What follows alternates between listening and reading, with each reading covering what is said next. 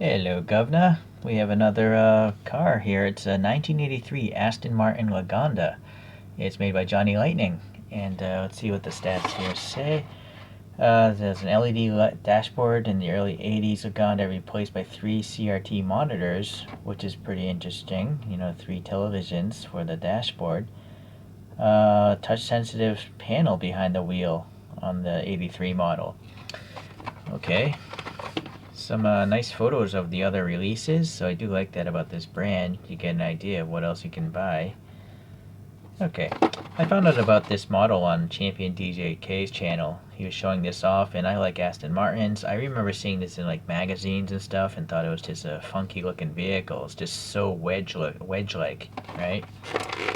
So my research tells me this was designed by a gentleman, William Towns, and it was first introduced in 1979 and was sold up until 1989 in 4 different variations or 4 different series. This would be a Series 2 if it's falling in between 1976 and 1985. Alright, let's see here. Try to get a focus on the model and a big enough photograph behind. Alright. So one of these vehicles took 2,200 hours to make, and they would make only around 25 of them a year. And in total, they made 645 of them. Excuse me. And in 1980, they sold for around 50,000 British pounds. So that's a lot of money for the day, more than a Ferrari or Maserati it was competing against. So that looks pretty good right there, the proportions, right? Okay, this rear view. You'll notice in the rear view, the wheels on this one match this casting a bit better. But here you got the lights. Right, see the wheels? How it's got those perimeter rectangles or whatnot. So I think the wheels are accurate. It's just a matter of pulling up the right photograph. So those wheels it's a rear wheel driven vehicle. It's got the engine up front. It's a V8 of 5.4 liters, making around 280 horsepower. But this thing was a heavy one. It weighed 2,064 kilograms, so it could only go 0 to 60 in 7.9 seconds and reach around 150 miles per hour. It only had a 3-speed transmission as well.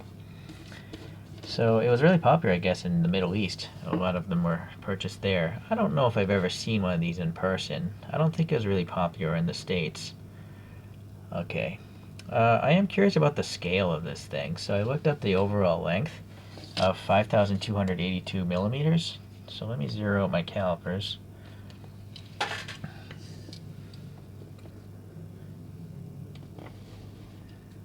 So divided by 80.3.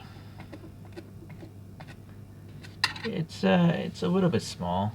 It's 167 scale. I'm sorry, 166 scale in that ballpark. So the vehicle would be bigger if it was true to scale. I'm gonna just double check though, because I found the wheelbase as well. With 4 different series, maybe the bumpers made a difference. So the wheelbase is 2920 millimeters. Let me zero my calipers out again. This is a tough one, trying to do this.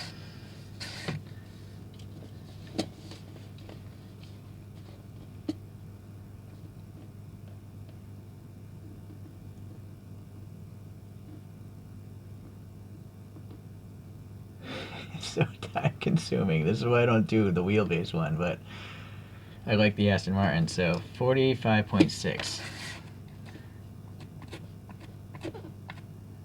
Well, look at this. So yeah, it is 164 scale by wheelbase. So US versions would very often have those ugly rubbery bumpers, that the Europeans didn't have to do. So I do believe this is probably 164 scale. It's just that we don't know if the bumpers are European or US spec or whatnot. So anyways, I'm glad I took the time to do that. Alright, so let me get this caliper out of the way. It's quite sharp. And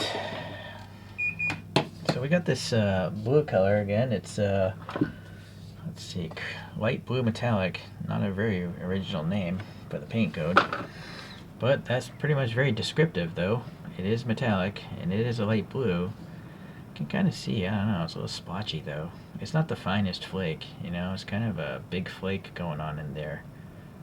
Maybe some casting issues. So the side photograph comparison did look pretty good, the overall proportions. So I guess Johnny Lightning did a good job there, and I guess these wheels do match up certain types of vehicles. Well, you know, it's kind of a blend. The first two photos I showed have lug nut holes, but they have a very fine mesh pattern around here. The last rear view picture has no lug nut holes, but it has this pattern here. So it's almost like this wheel is combining two different wheels. Oh well. A little black paint will help the details of those wheels. I think that, you know, being all chrome is a little distracting. So maybe some Tamiya paint wash will help that out. Okay, so these door handles are sticking out. They're painted silver. That's pretty accurate. This is sticking out a little bit. The reflectors, same, yep, painted. There's this rubber and chrome molding or something. Or maybe it's just chrome with a black stripe. It's hard to tell. But anyways, it's on this casting, so that looks pretty good. I'm just gonna guess this is where the fuel filler is. Okay, so there's black paint around the windows here. Okay, I was just checking if there's any silver, but there's not. Okay, so the front end, it's got these four lights, and then a silver and an orange marker. That seems accurate. I do believe the real car has pop-up headlights as well. So maybe these are all running lights, and these are the regular night driving lights. I don't know for sure. Look at this super small rectangular grille. It's got some black paint wash in it. That's nice. And it looks like there's like an indication of a badge right there, so that's cool. And it's great that it's got a license plate. In this case, it says Quirky. So very cool.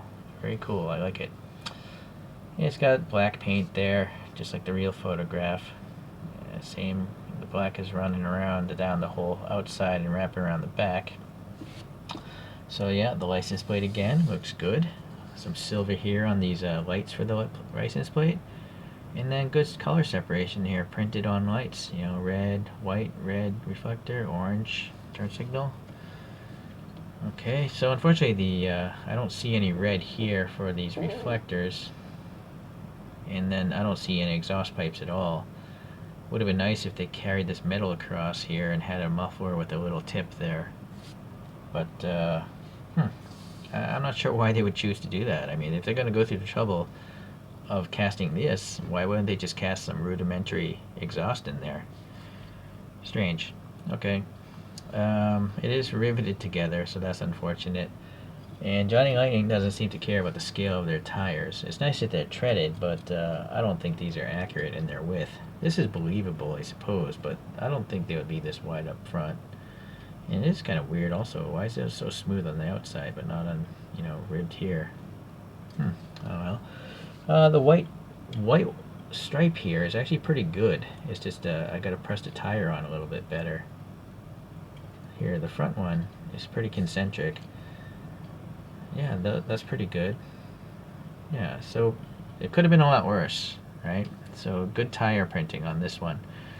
Alright, so the interior looks pretty sweet because it's got, you know, a light color, so we can see what's happening. We got a black dash, steering wheel, a whole bunch of knobs and switches in there.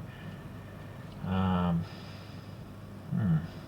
the dash, minor details in the instruments, maybe those three TV screens. Are there like three rectangles there? I can't tell. It's just the window pillars are so thick. So, sorry, can't tell that. The rear seats, a little more difficult to see because of the distortion in the molded windows, but they're obviously there. Okay. Well, I didn't even see this before. This giant black, I would assume, some sort of sunroof of some sort. Okay. Well, that's cool. Very cool.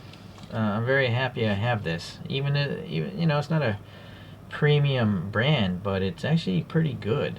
I mean, I suppose if it was a premium, it would have plastic lenses here, front and back, but since they're such small lights, Johnny Lightning pulled it off. They did a good job, you know? So I'm very happy. The only real big shortcoming would be some sort of indication of mufflers, You know, you can see them quite clearly on those photographs I showed you.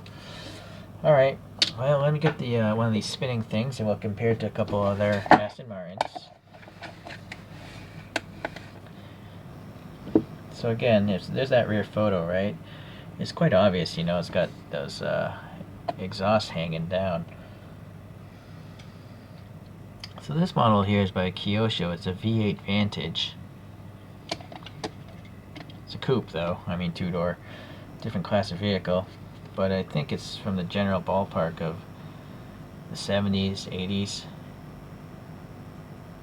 Okay. Now I do have a four-door Kyosho. This is the Aston Martin Rapide S.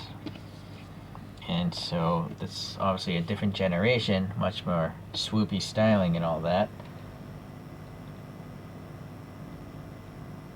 Yeah, it's just a different time. The 1970s had a lot of wedge, origami kind of styling to them.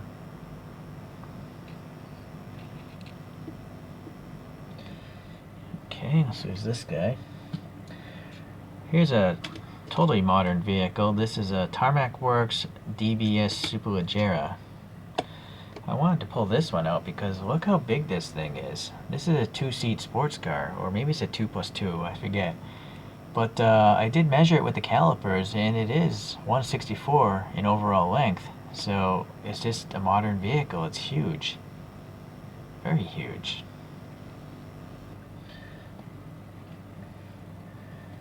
And then I have this Kyosho Bentley Turbo R, which I believe could have been cross-shopped because you know, the Lagonda spanned such a long amount of time up until 1989, and I think the Turbo R may have come out in the mid-80s.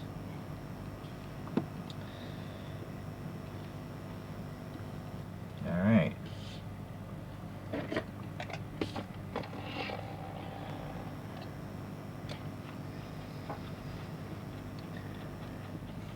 Alright, so I'm very happy I got this one into the collection. It's good and bad watching other people's channels. You know, it's good that you know, can decide whether or not you want to buy a model. It's bad when you buy the model and your wallet is a lot lighter than before. But again, it's a hobby. Hobbies don't make financial sense. They're meant to burn money, and not work is making money. So, okay, guys. Well, I'm not sure of too many other Aston Martin models in 1/64 scale, but whenever they come out, I'll probably get them. So hopefully you guys will stick around until that happens. Cheerio.